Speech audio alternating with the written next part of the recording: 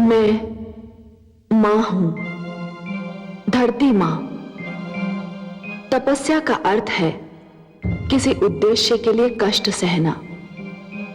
तपस्या निज कल्याण का साधन है। तपस्या ईश्वर से स्वयं को जोड़ने का एक ढंग है। तपस्या जीवन और मन को स्वच्छ और पवित्र रखने की क्रिया है। तपस्या पूजा, आराधना, ईश्वर को धन्यवाद देने के ढंग है। परंतु यदि तपस्या का उद्देश्य किसी का विनाश चाहना हो, तब का लक्ष्य यह हो कि स्वयं को लाभ हो ना हो पर दूसरे की हानि अवश्य हो, तो फिर तपस्या पर भी और उसके उद्देश्य पर भी प्रश्न चिन्ह लग जाता है। एक की तपस्या दूसरे का दुख बन जाए तो यह तपस्या का अपमान है। इसीलिए जब हिरण्यकशिपु ने ब्रह्मा की तपस्या केवल इस उद्देश्य से आरंभ की कि उसे श्री विष्णु से प्रतिशोध लेना है, तो मैं सोच में पड़ गई, क्या इस तपस्या से कोई लाभ होगा? परंतु अब जब हिरण्यकशिपु ने यह तपस्या आरंभ ही कर दी है, तो देखना यह है कि उसका तप क्या रंग लाता है। ओम ब्रह्मदेवाय नमः। ओम प्रजापतये नमः। ओम ब्रह्मदेवाय नमः। ओम प्रजापतये नमः। ओम ब्रह्मदेवाय नमः। ओम प्रजापतये नमः। ओम ब्रह्मदेवाय नमः। ओम प्रजापतये नमः। ओम ब्रह्मदेवाय नमः।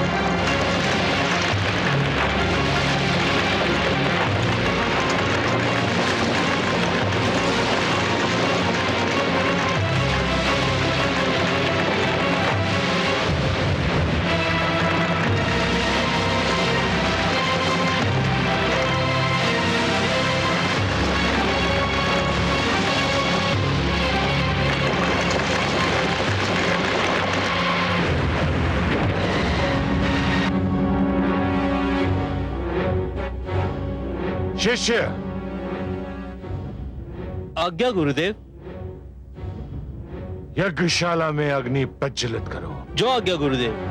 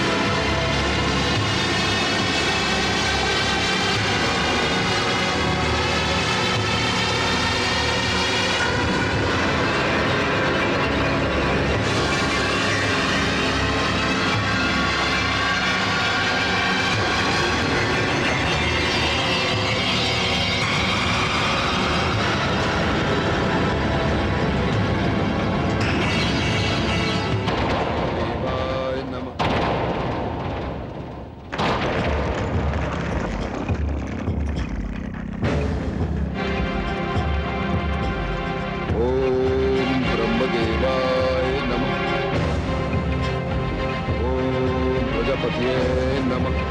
ओम ब्रह्मदेवाय नमः।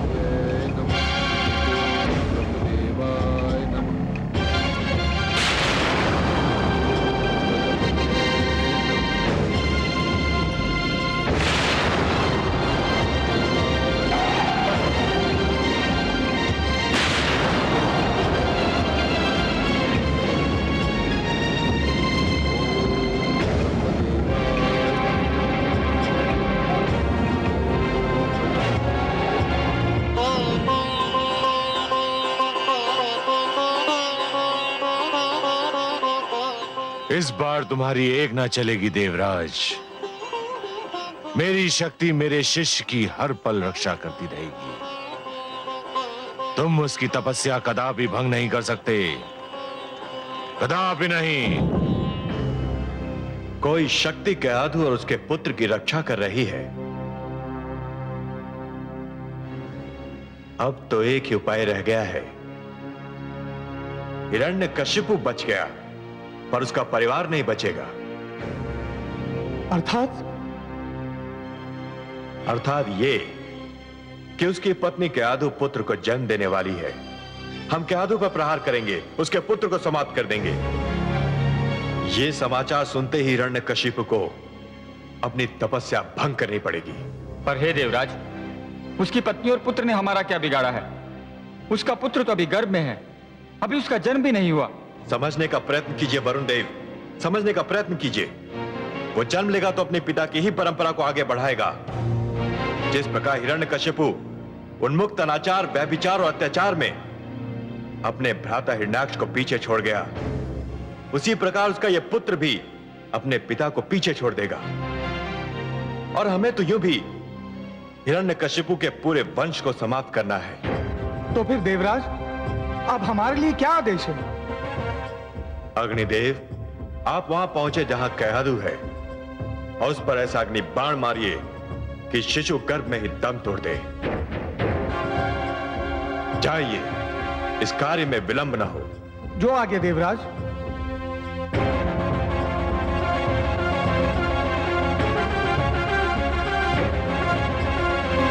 हे कमल नयन, ये तो बड़ा अनर्थ हो रहा है। माना कि असुर हिरण्यकशिपु मानसिक संतुलन खो बैठा है। उसने मानव लोक में आतंक फैला रखा है, परंतु इसके उत्तर में किसी बालक से जन्म लेने का अधिकार ही छीन लेना, किसी माता के गर्भ को छलनी कर देना तो घोर अन्याय है, अत्याचार है, नृशंसता है। मैं आपसे सर्वथा सहमत हूं महादेवी। अत्याचार का उत्तर अत्याचार से देना बिल्कुल वैसा ही है जैसे अग्नि को अग्नि से बुझाने का प्रयास करना। अत्याचार का दंड अवश्य देना चाहिए, पर केवल अत्याचारी को, पापी को, उसके परिवार के सदस्यों को नहीं। और ऐसे सदस्य को तो कदापि नहीं जिसने अभी जन्म ही न लिया हो, जिसे अपने पिता के पाप का ज्ञान ही न हो। हे कमल नयन, मेरी समझ में नहीं आ रहा कि मैं क्या करूं। एक ओर केआधु की कोख में पलते बालक को लेकर मैं चिंतित हूं, तो दूसरी ओर निर्दोष मानवों पर हो रहे अत्याचार को देखकर मैं व्याकुल हूं। मैं आपका दुख समझता हूं महादेवी। यदि ऐसी स्थिति बन जाए कि दो परस्पर विरोधी गुटों की लड़ाई में दोनों ही पक्षों के केवल निर्दोष और असहाय तत्व ही अत्याचार और आतंक के लक्ष्य बन जाएं, तो हर उदार मन तड़प उठता है। फिर आपके पास तो मां का हृदय है। हिरण्यकशिपु और देवराज दोनों ही अनुचित कार्य कर रहे हैं और उन्हें एक साथ केवल आप ही रोक सकते हैं। देवराज उस मां के गर्भ में पल रहे बालक को कुछ भी क्षति नहीं पहुंचा पाएंगे। मैं आपको यह वचन देता हूं। और हिरण्यकशिपु का आतंक, उसे आप नहीं रोकेंगे? उसने तो मानवों का श्वास लेना भी दुर्लभ कर रखा है। हे महादेवी, जिस प्रकार दीपक जिस अंधकार को मिटाता है, वो अंधकार उसी के नीचे जा छुपता है। उसी प्रकार कभी कभी सत्य को असत्य के नीचे और पुण्य को पाप के नीचे ही शरण मिलती है। एक पापी सत्य को संसार से मिटाने की धुन में यह भूल जाता है कि सत्य तो वहां भी पल सकता है जहां कभी उसने सोचा ही न था। कदाचित उसके अपने घर में। मैं समझी नहीं सर्वेश्वर। असुर राज हिरण्यकशिपु ने मेरा नाम लेने वालों को समाप्त करने का प्रण किया है। उसका दंड यह है महादेवी कि मेरा सबसे बड़ा नाम लेवा उसी के घर में जन्म लेगा। उसके अभिमान को स्वयं उसका रक्त ललकारेगा।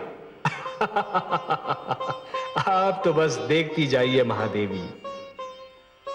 उसी के बालक के रूप में एक ऐसी कहानी जन्म लेने वाली है जिसे संसार कदापि नहीं भूल पाएगा। महादेवी, जिस प्रकार विष ही विष का अंत भी करता है, उसी प्रकार असुरों के आतंक का अंत असुर पुत्र ही करेगा। उस बालक की कयाधु के गर्भ में रक्षा और हिरण्यकशिपु के आतंक का अंत दोनों ही मेरे हाथों में है, और यह दोनों कार्य मैं करूंगा। आप तो रहस्यों के रहस्य हैं, भेदों के भेद। पर अब मुझे संतोष हो गया है कि आप मेरी सारी चिंताएं अवश्य दूर कर देंगे।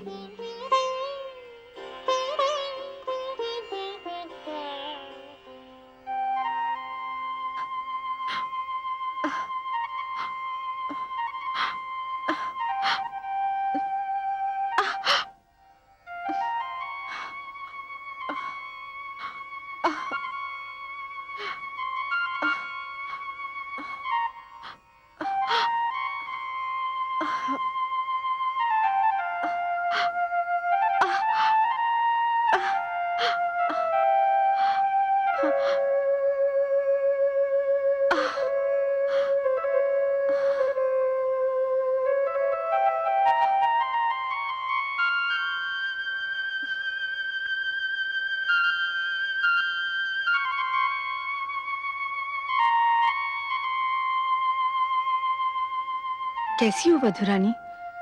मेरा मन बहुत घबरा रहा है माते। इन दिनों में बहुधा ऐसा ही होता है। मां बनने वाली हर स्त्री यही चाहती है कि ऐसे समय में उसका पति उसके पास हो, उसके साथ हो।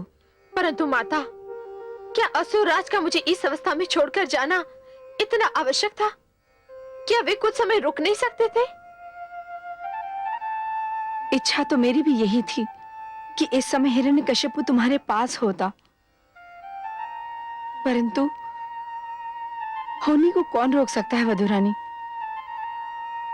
पुत्र हिरण्याक्ष के वध के शोक ने पुत्र हिरण्यकशिपु की कुछ और सोचने समझने की शक्ति को समाप्त कर दिया है।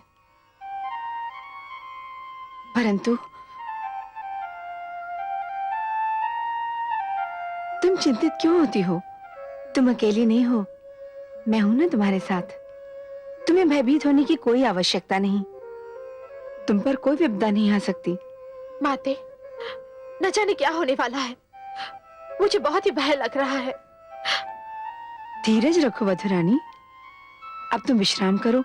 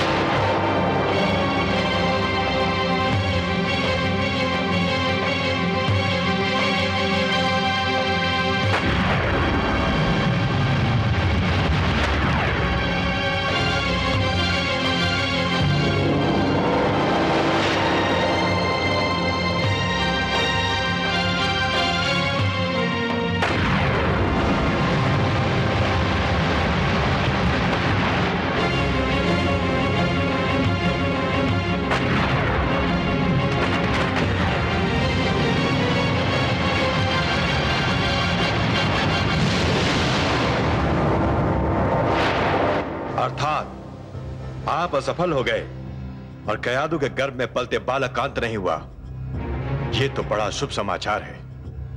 हाँ देवराज, अब तो लगता है कि वो बालक जन्म लेकर ही रहेगा। नहीं नहीं अग्निदेव, भाग्यवश हिरण्यकशिपु की तपस्या अभी समाप्त नहीं हुई है। इससे पहले कि वो अपना तप समाप्त करे, हम असुरलोक पर आक्रमण कर देंगे और उस पर अधिकार कर लेंगे। तत्पश्चात कयादू को बंदी बना लेंगे। आइए मेरे साथ।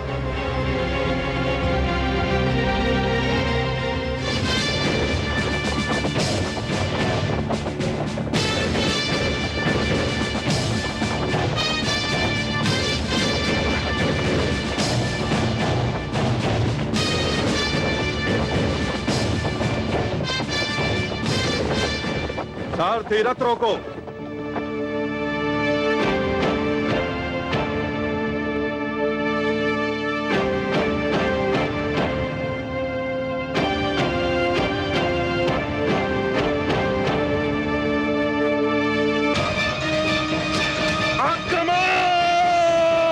आक्रमण करो।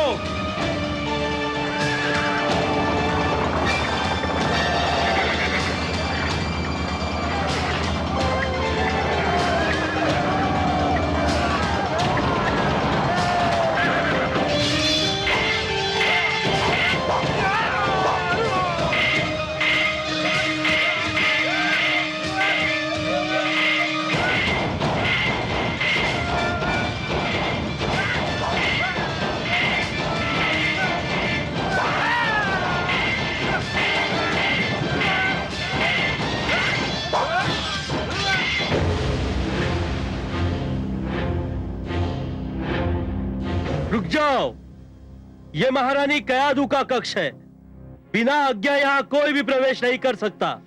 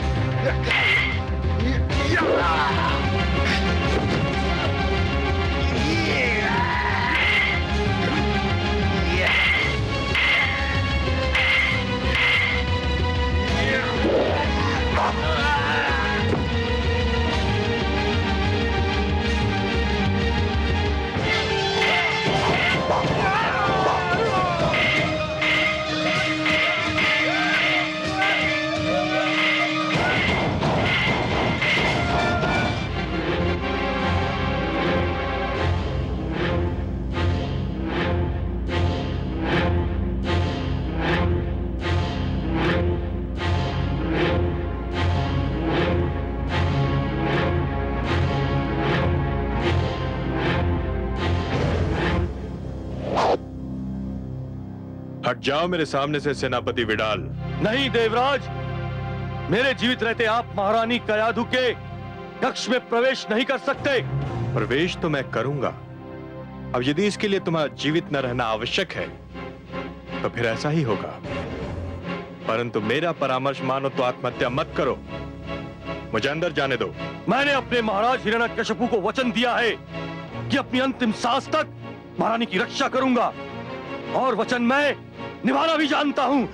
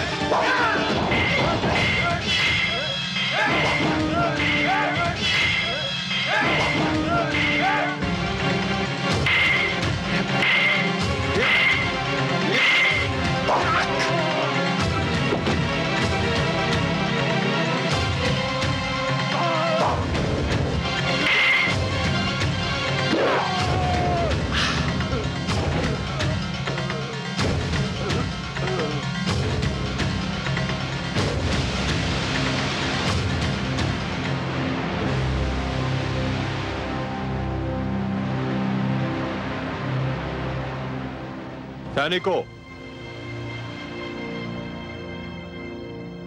संपूर्ण असुरलोक को पूरी तरह तहस नहस कर दो, कुछ भी बचने न पाए। मैं महारानी कयाधु के कक्ष की ओर जा रहा हूं। ध्यान पूर्वक मेरे आदेश का विलंब पालन हो। जाओ।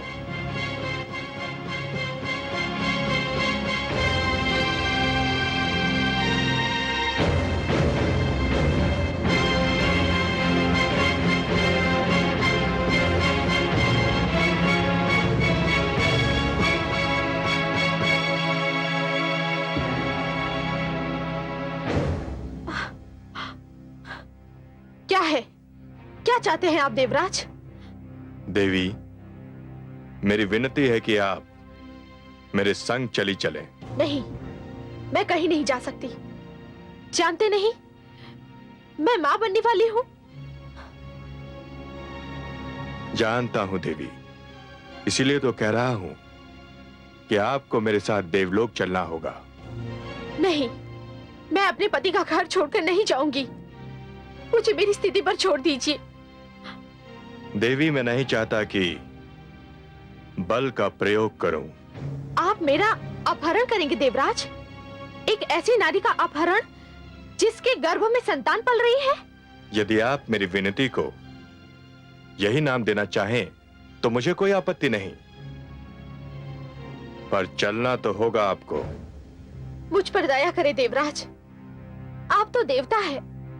यदि आप भी ऐसा दुष्कर्म करेंगे तो संसार का क्या होगा? मैं तुमको इसलिए ले जाना चाहता हूं कि तुम जिसको जन्म देने वाली हो वो भेड़िए का शिशु है। भेड़िए का शिशु भी भेड़िया होता है। चलो। नहीं, नहीं। चलो।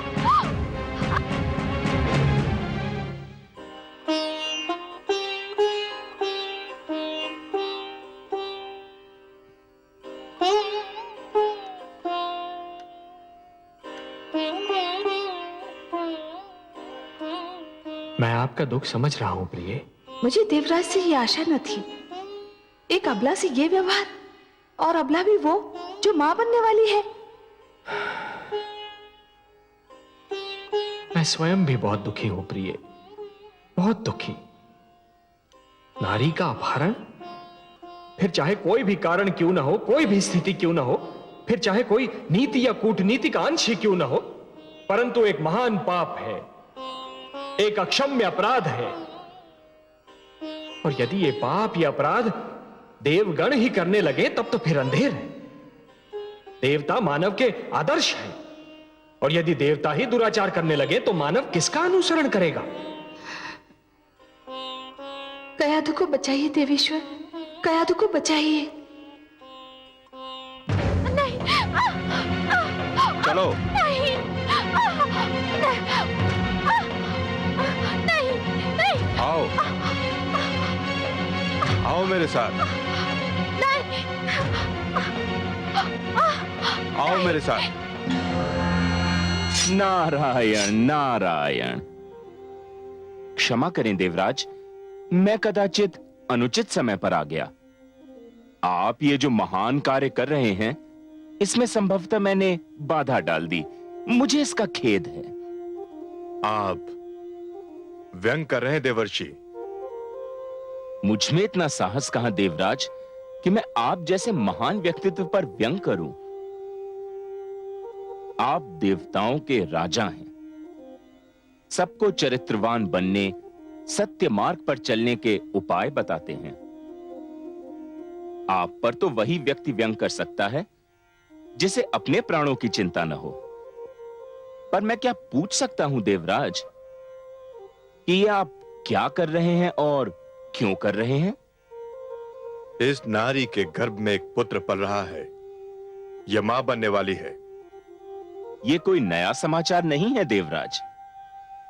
हर स्त्री विवाह के उपरांत कभी शीघ्र कभी देरी से मां तो बनती ही है। जानता हूं देवर्षि, पर इसके गर्भ में हिरण्यकशिपु जैसे अत्याचारी का पुत्र है। पुत्र तो पुत्र ही होता है देवराज, वह चाहे सदाचारी का हो चाहे अत्याचारी का। पर आप इस नारी का करेंगे क्या देवराज?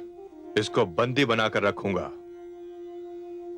और जब ये पुत्र को जन्म देगी तो उसका वध कर दूंगा। इसलिए देवराज, क्योंकि यदि मैं आपको बधाई दूं तो इसका अर्थ यह होगा कि मैं आप में और हिरण्याक्ष में कोई अंतर नहीं समझता। उसने भी एक नारी धरती का अपहरण किया था। और यदि मैं शोक प्रकट करूं तो कहीं आप रुष्ट न हो जाएं।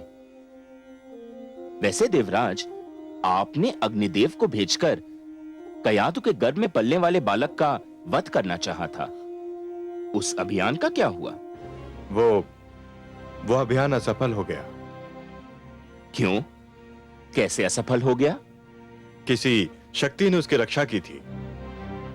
नारायण नारायण। तो आपको विश्वास है देवराज कि जिस शक्ति ने इस बालक के जन्म लेने से पहले उसकी रक्षा की थी, वह इसके जन्म लेने के उपरांत उसकी रक्षा नहीं कर पाएगी। आप कहना क्या चाहते हैं देवर्षि?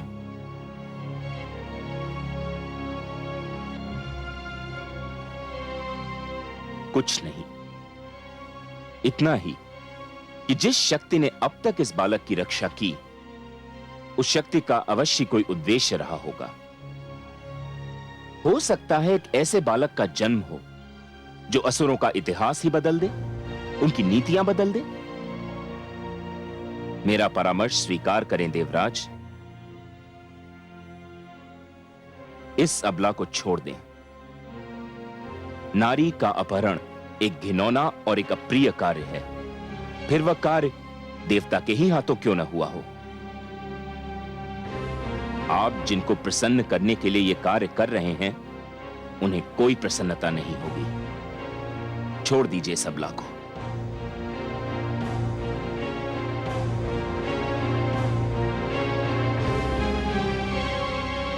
कदाचित आप ठीक कह रहे हैं देवर्षि।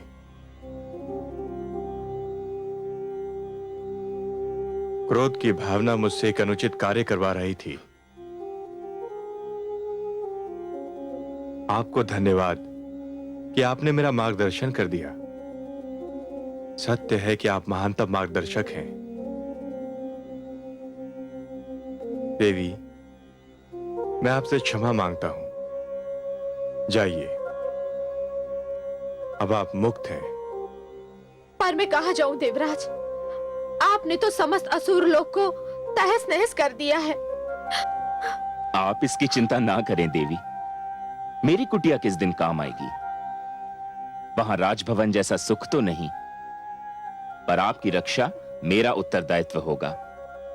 आइए, बालक के जन्म तक आप मेरी कुटिया में पधारें। आइए, चलिए।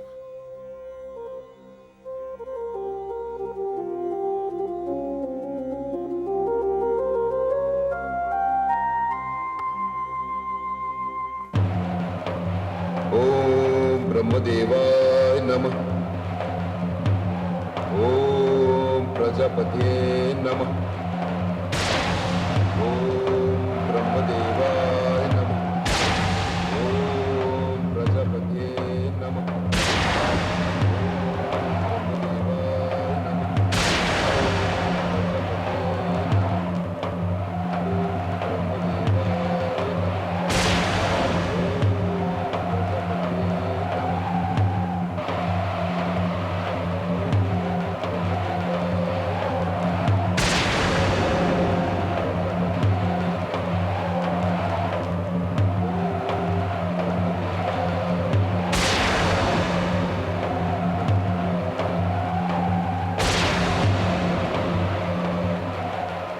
हिरण्यकशिपु मुझे पुकार रहा है।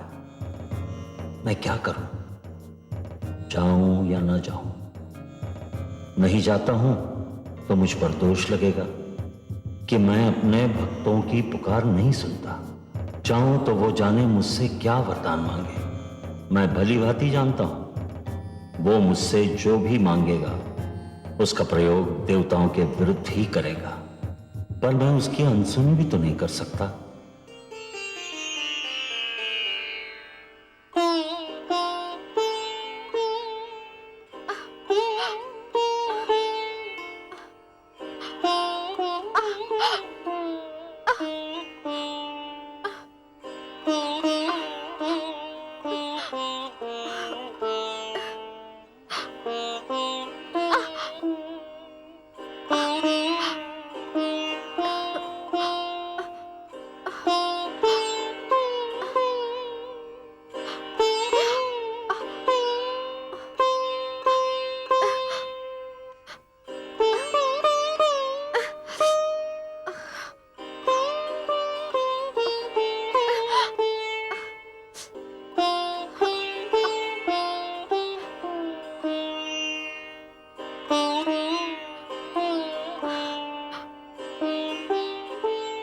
देवी,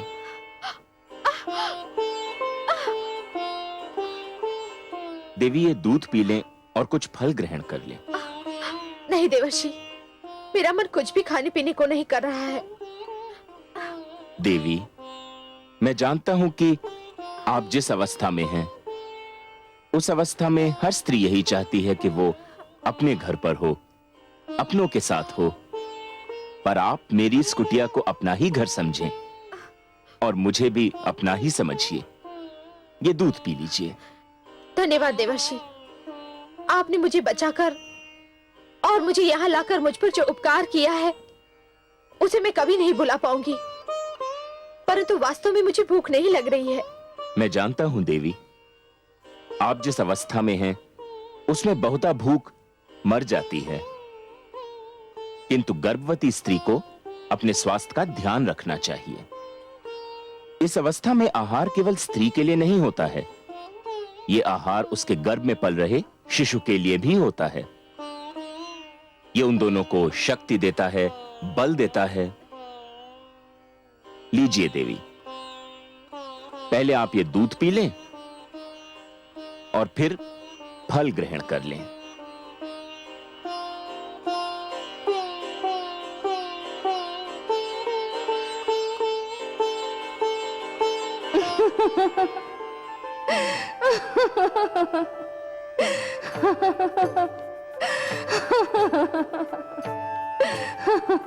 क्या हुआ महादेवी?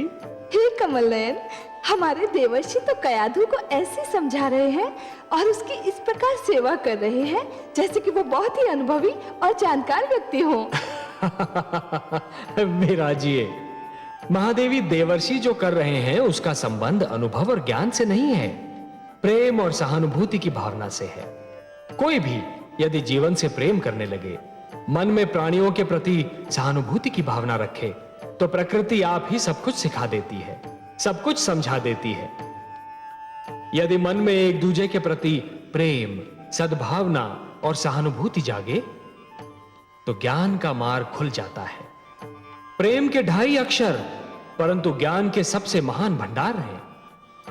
मुझे ये आश्चर्य हो रहा है कि देवर्षि ये सब जानते हैं कि गर्भावस्था नारी के जीवन की वो अवस्था है जिसमें उसे सदैव अच्छा बोलना चाहिए, अच्छा सोचना चाहिए, अच्छा आहार ग्रहण करना चाहिए और अच्छी वस्तुओं का ध्यान करना चाहिए।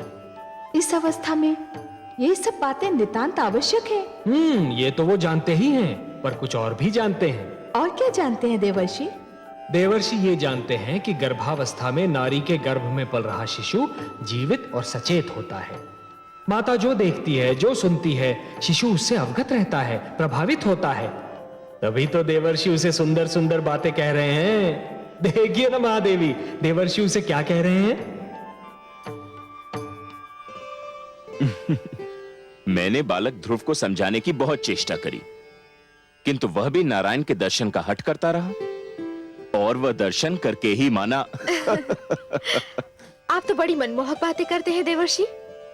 देवी, माता लक्ष्मी भी यही कहती हैं कि मैं बड़ा बातूनी हूं, किंतु आपसे अपनी सबसे मनमोहक बात तो मैंने अभी तक नहीं कही। सुनिएगा। अवश्य सुनूंगी। आपकी तो एक एक बात मेरे कानों से होकर मेरे मन में उतर जाती है। क्या है आपकी सबसे मनमोहक बात?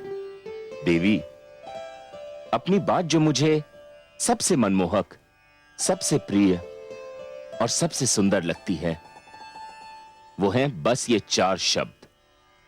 ओम नमो भगवते वासुदेवाय। ओम नमो भगवते वासुदेवाय। ओम नमो भगवते वासुदेवाय। ओम नमो भगवते वासुदेवाय। ओम नमो भगवते वासुदेवाय। ओम